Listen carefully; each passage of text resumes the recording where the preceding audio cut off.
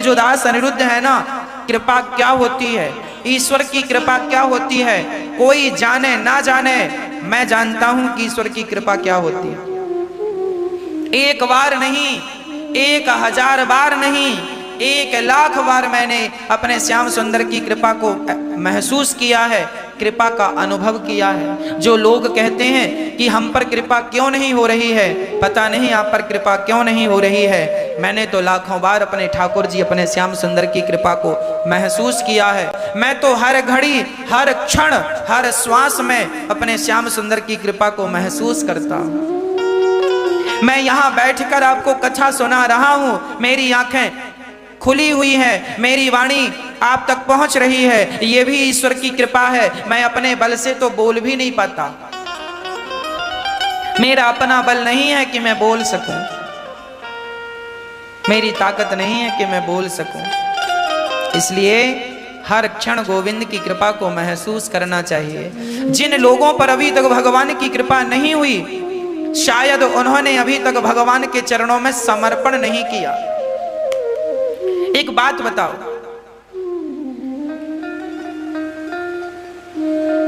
एक लड़की जिसका 3 दिन बाद विवाह होना है, बहुत ध्यान से सुनना, इस बात को सुन लोगे तो आप पर भगवान कृपा क्यों नहीं करते, इस प्रश्न का उत्तर मिल जाएगा। एक बात बताओ, एक लड़की है, उस लड़की से आपका विवाह होने वाला है। एक लड़का था, एक लड़की थी, दोनों का विवाह फिक्स हो गया।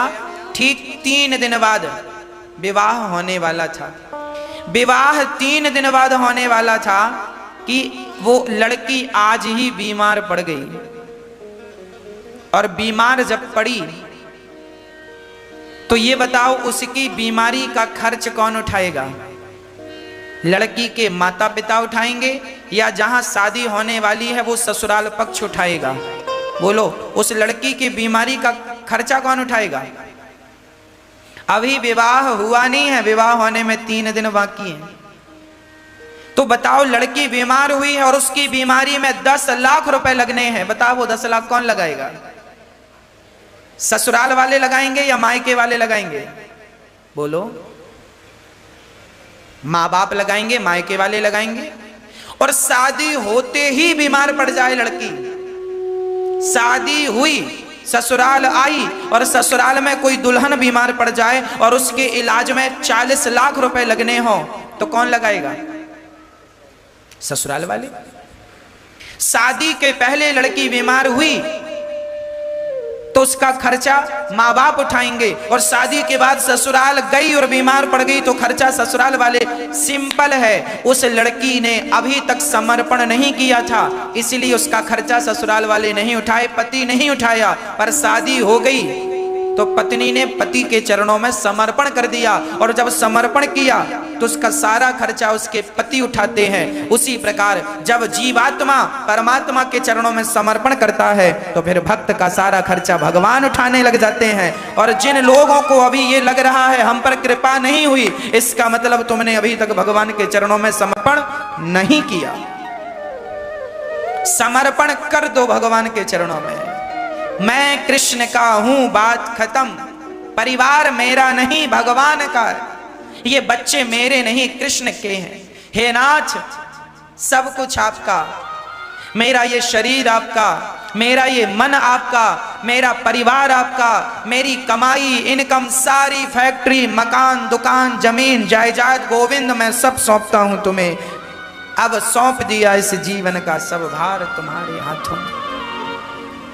तन भी तेरा, मन भी तेरा, धन भी तेरा, सब कुछ है तेरा, तेरा तुझको अर्पण क्या लागे। पूरी जिंदगी में इंसान भगवान को सौंप नहीं पाता, इसलिए लोग परेशान हैं। आप समर्पण कर नहीं पाते, इसलिए परेशान है। जिस दिन समर्पण कर दोगे उस दिन भगवान देखना आपकी कैसी रक्षा करते हैं। समर्पण नाथ, तुम जिंदा रखो तो हम जिंदा भी रहें, तुम मार दो तो तुम्हारी रजा मारने में है, तो हम तुम्हारी रजा में ही, अपनी रजा अर्थात तुम्हारी इच्छा में, अपनी इच्छा हम तो हंसते हंसते तुम्हारे लिए मर भी जाएं। ना तो हमें जीने से शौक है, ना तो मरने से शौक है, ना जिंदगी का शौक है, ना मृत्यु का शौक है। हमें तो अपने गिरधर गोपाल का शौक है। वो जहाँ भेजें जैसे रखें हम तो वैसे। हमारी अपनी कोई इच्छा नहीं, हमारी अपनी कोई मर्जी नहीं, हम तो न्यूट्रल हैं। जिस गैर में भगवान चलाना चाहे, हम तो भगवान की गाड़ी हैं। जैसे आपकी गाड़ी आपके पास है, आप ड्राइविंग सीट में बैठे हैं, आप रिवर्स में चलाना चाहें तो रिवर्स में चलेगी, गाड़ी पीछे जाएगी। आप फर्स्ट गियर पे चलाएं तो गाड़ी फर्स्ट गियर में, सेकंड में चलाएं, थर्ड में चलाएं। आप चौथे नंबर पे गाड़ी चलाएं तो 4 नंबर पे, 5 नंबर टॉप पे गाड़ी चलाएं तो टॉप पे चलेगी। गाड़ी आपकी है, आपके मर्जी से चलती है। उसी प्रकार आप भी भगवान की गाड़ी बन जाओ। आप अपनी मर्जी से ना चला करो, भगवान की मर्जी से चला करो। उस दिन आप सुखी हो जाएंगे जिस दिन आप भगवान की मर्जी से चलने लगेंगे। अभी तक हम अपनी अपनी मर्जियां चला रहे, भगवान हमें ये मिल जाए, और नहीं मिला तो भगवान तुम गंदे हो, भगवान तुम बुरे हो, भगवान ने तो दिया नहीं। तुम अपनी इच्छा क्यों चला रहे हो? भगवान से कह दो कि ना हमें ये पसंद है, हम चाह रहे हैं, अब भगवान दें तो खुश रहो, नहीं दे तो भी खुश। जो ठाकुर जी की इच्छा। एक बहुत बड़े भगत की मुझे स्मरण कथा याद आ गई। एक बहुत अच्छा भगत था, नाम था राम गोपाल। राम गोपाल नाम का एक व्यक्ति भगवान से वैसे ही प्रेम करता था जैसे मैं कह रहा हूं। भगवान से अत्यधिक प्रेम करता था, भगवान से पूछ के सारा काम करता था। वो किराए के घर में रहता था, अभी खुद की छाया नहीं थी। राम गोपाल बहुत छोटा सा काम करता था, महीने के 20,000 25,000 रुपए कमा लेता था। उसी 25,000 में बिजली का बिल, किराया, भाड़ा, दाल चावल रोटी, बच्चों की पढ़ाई, 25,000 में थोड़ा सा बचा लेता था। राम गोपाल की इच्छा हुई, भगवान से बोला, हे श्याम सुंदर, मेरी इच्छा है कि किराए के घर में रह रहा हूं, प्रभु एक आपका छोटा सा घर हो जाता तो मैं आपके घर में किराए से रहता, बस मेरी ये इच्छा है। तो राम गोपाल ये कह करके पास में ही जो प्रॉपर्टी डीलर थे उनके पास गया, और वहां पर एक फ्रंट का प्लॉट उसने देखा। प्रॉपर्टी डीलर से कहा, भैया हमें एक प्लॉट चाहिए घर बनाने के लिए। उसने दिखाया 30 बाई 50 का एक बढ़िया सा प्लॉट दिखाया। बोले ये बढ़िया लोकेशन है, बढ़िया प्लॉट है। राम गोपाल बोला, भैया कितने का प्लॉट पड़ेगा ये? उसने कहा ये 5 लाख का प्लॉट है।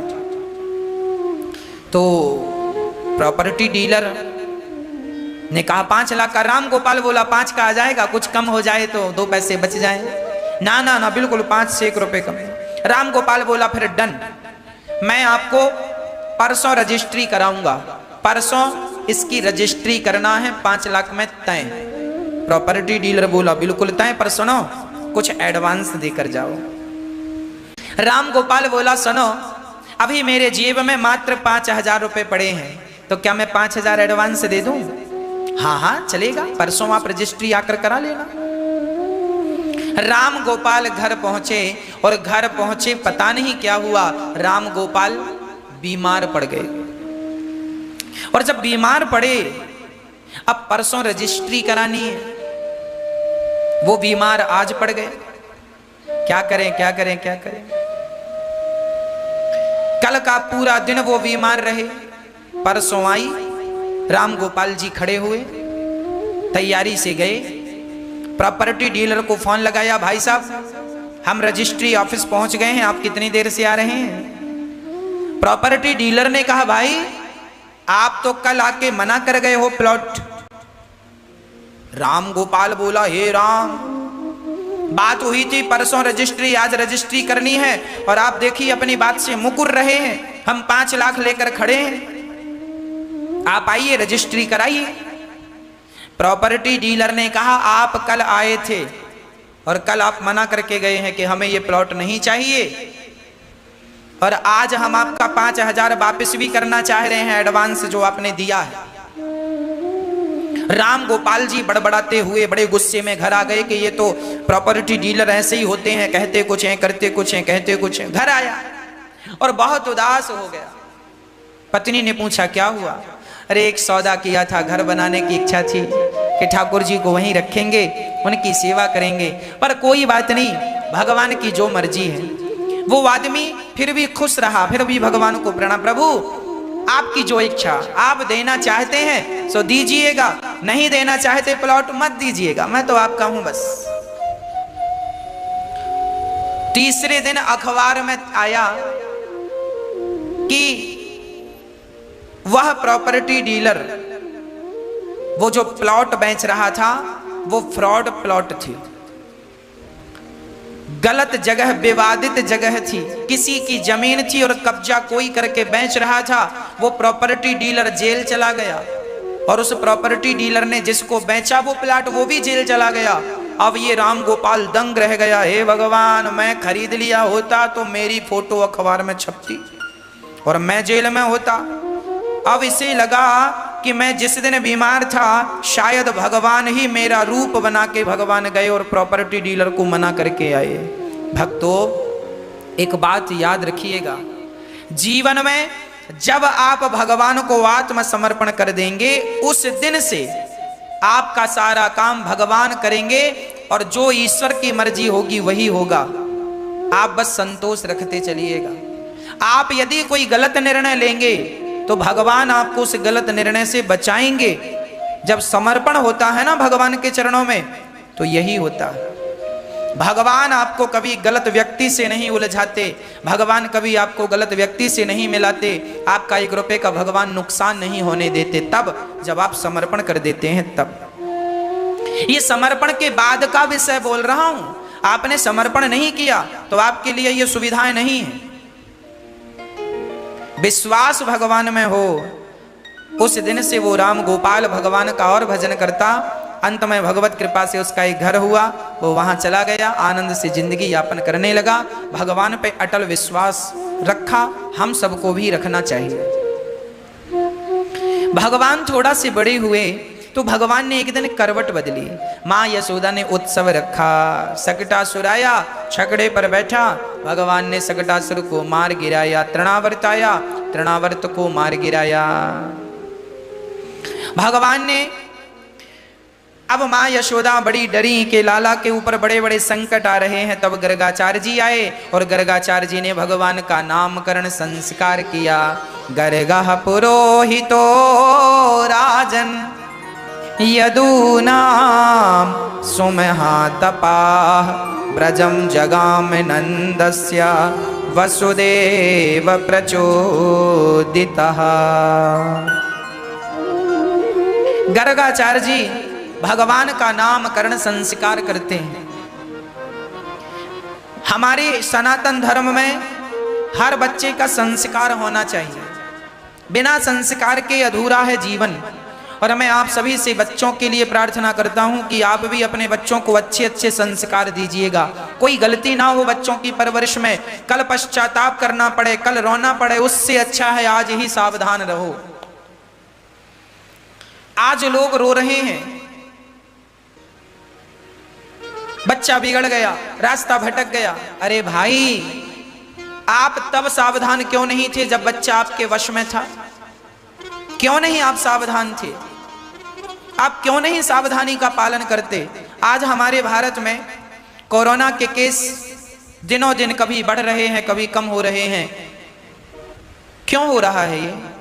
क्योंकि भारत के लोग अपना ध्यान नहीं रख रहे हैं, सुरक्षा नियमों का पालन नहीं कर रहे हैं, ना तो मास्क लगा रहे हैं, ना 2 गज की दूरी रखते हैं और बाद में संक्रमित हो जाते हैं, फिर रोते हैं कि ये समस्या है वो समस्या।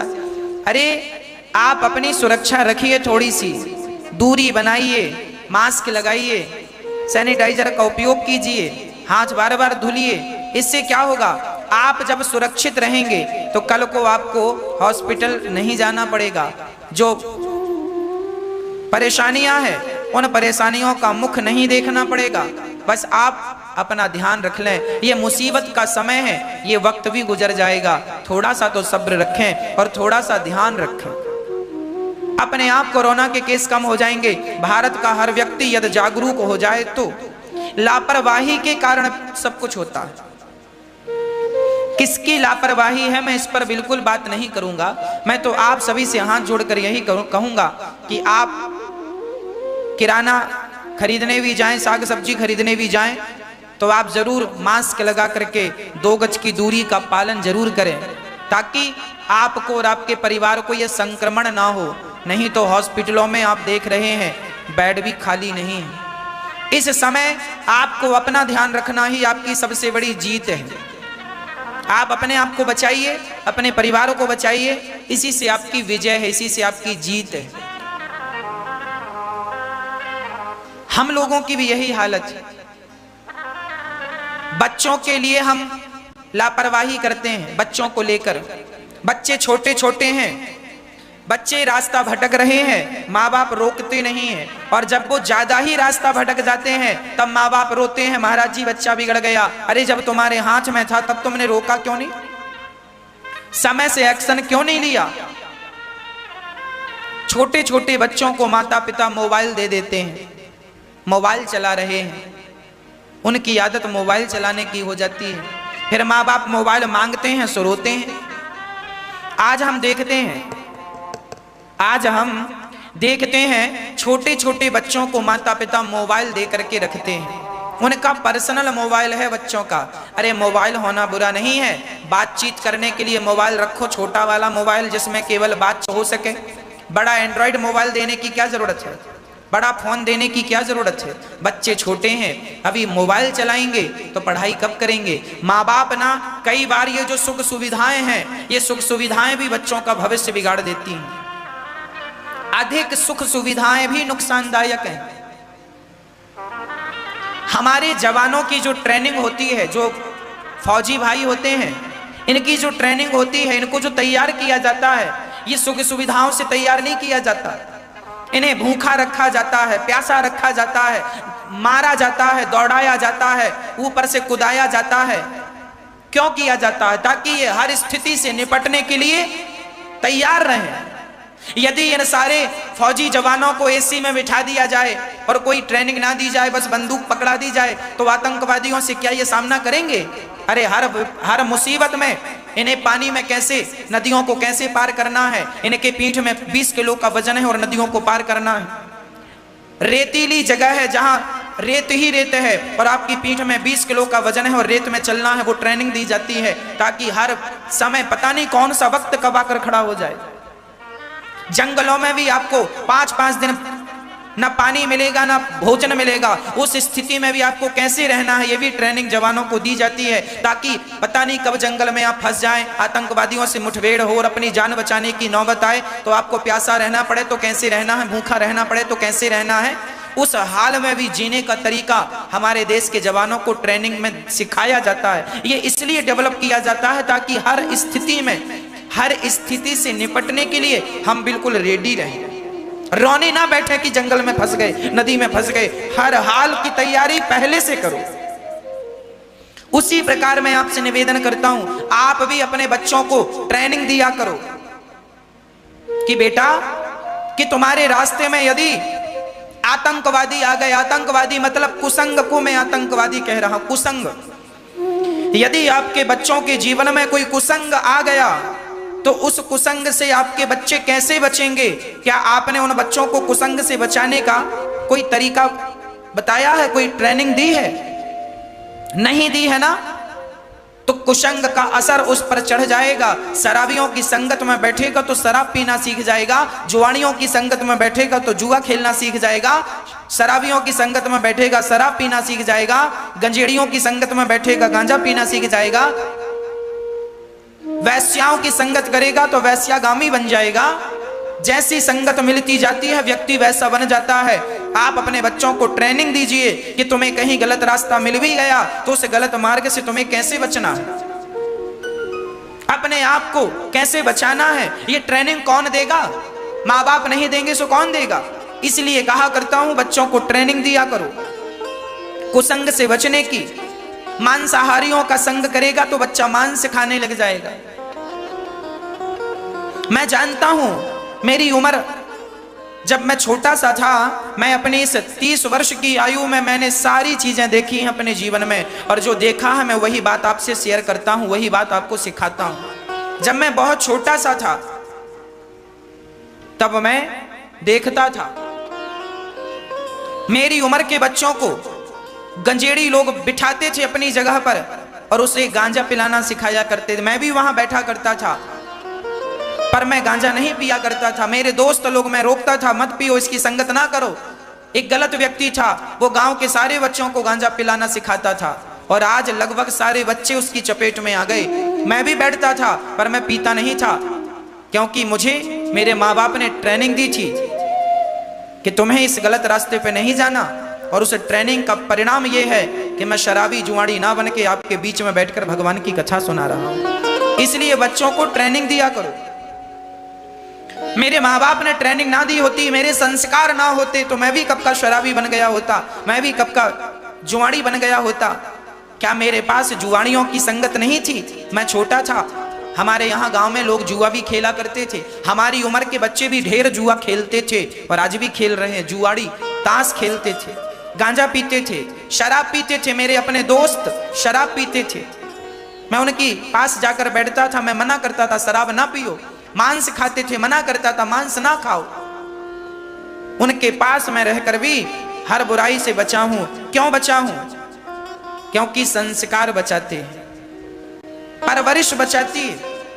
आपके अंदर जो ज्ञान की किरण है ना, वो यदि एक किरण जल जाए, ज्ञान की एक रोशनी आ जाए, तो आप अंधकार में जाने से बच सकते हैं। आज जो नशे में धुत लोग हैं, ये वही लोग हैं जिनके ज्ञान की किरण एक भी दिया ज्ञान का जला नहीं, विवेक का एक भी दिया जला नहीं। जल गया होता लड़कपन में, माँ बाप ने जलवा दिया होता, गुरुजनों की संगत करवा दी होती, तो ये दुर्दशा ना होती। मैं बचपन में सबकी संगत किया हूं, शराबियों के पास, जुआड़ियों के पास, गंजेड़ियों के पास।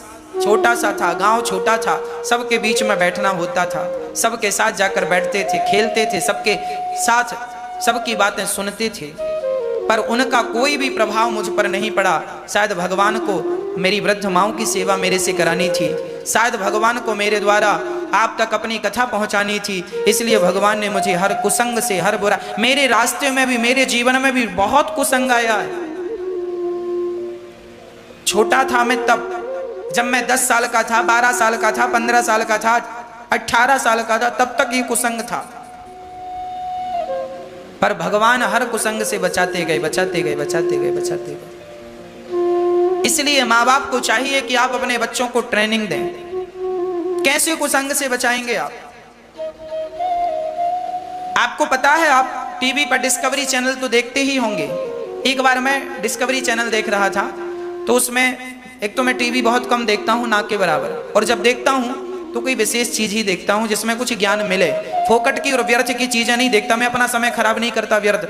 आप लोग सीरियल देखते हैं, मैं भी कई बार कोई सीरियल देखता हूं तो उसमें से कोई बढ़िया चीज पकड़ लेता हूं कि ये मेरे मतलब की, बस, ज्यादा नहीं। मैं किसी चीज का आदी नहीं हूं। मेरा स्वभाव यदि मैं आपको बताऊं तो मेरे स्वभाव ऐसा है, मैं आज तक किसी चीज का आदी नहीं हुआ।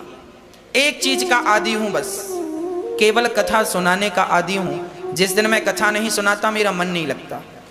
मैं कथा सुनाने का आदी हूं, ये मेरी आदत है। मेरी इसके अतिरिक्त तो कोई आदत नहीं है। ना तो मेरी चाय पीने की आदत है, ना तो मेरी प्रपंच पंचायत करने की, मैं निंदा बुराई चुगली करने की भी मेरी आदत नहीं है। ना मैं कभी सुनता, मेरे आसपास कोई कहने लग जाए कि फला व्यक्ति ऐसा था, ऐसा हो गया, ऐसा, मैं कभी नहीं सुनता किसी की चर्चा। मेरे को क्या लेना देना उस व्यक्ति के बारे में, जानकर, समझकर, सुनकर, किसी से मतलब नहीं। अपने राम भगवान की कथा सुनाओ, भगवान का नाम जपो, माताओं की सेवा, वृद्ध माताओं की, अन्न क्षेत्र चल रहा है, अन्न क्षेत्र बांटना है, अन्न क्षेत्र की सेवा करना है, हजारों लोगों को भोजन कैसे देना है, अच्छे से अच्छा भोजन कैसे बनाना है, इसमें मैं विचार करता हूँ। माताओं को और क्या आनंद से उन्हें सुख सुविधाएं देना हो, उस पर विचार करता हूँ।